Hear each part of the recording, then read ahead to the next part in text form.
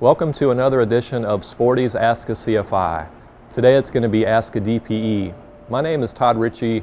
I've had the opportunity to be a designated pilot examiner in the Southwest Ohio region for about 4 years now. And today I'd like to give you some tips on how to be successful on your check ride.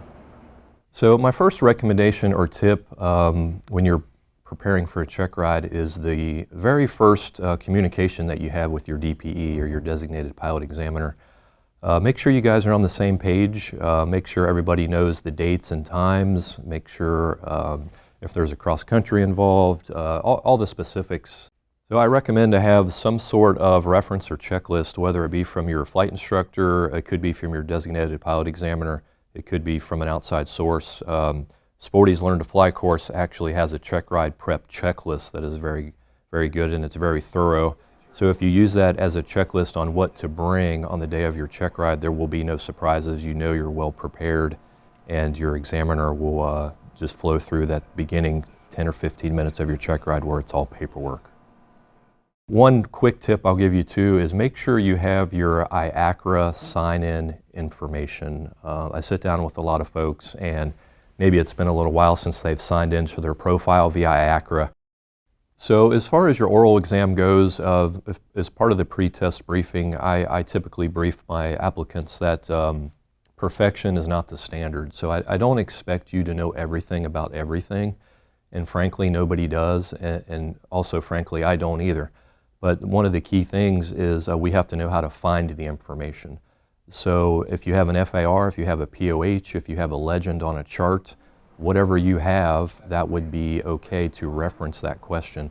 I would much prefer, instead of you guessing or trying to say something you think I may want to hear, that you just be honest with me and say, you know what, I'm not sure, but I will find out for you.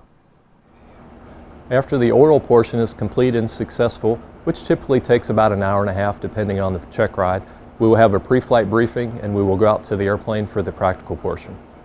One of the things that is expected is pilot in command decision making. So you're going to be the pilot in command of the check ride, and at the private pilot level, actually your examiner is your first passenger ever.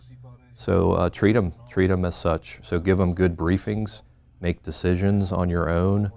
You know, in the landing phase, if you think you need to go around, you make those decisions. The examiner should not be intervening as far as decision making goes. You know, he can tell you as far as like what the next maneuver he would like for you to do is, but pilot in command decision making is a very important part of the check ride.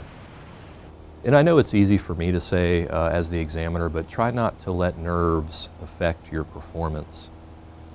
For example, say I ask you to do a set of steep turns, and at the private pilot level, you know, the ACS says 100 feet, plus or minus 100 feet. So let's say you get 120 feet low or high.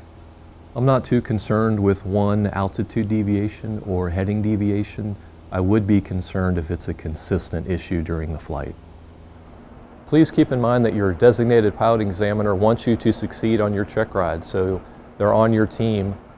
They will help you prepare for the check ride and make sure that you're a safe pilot and that you meet the requirements for your certificate or rating.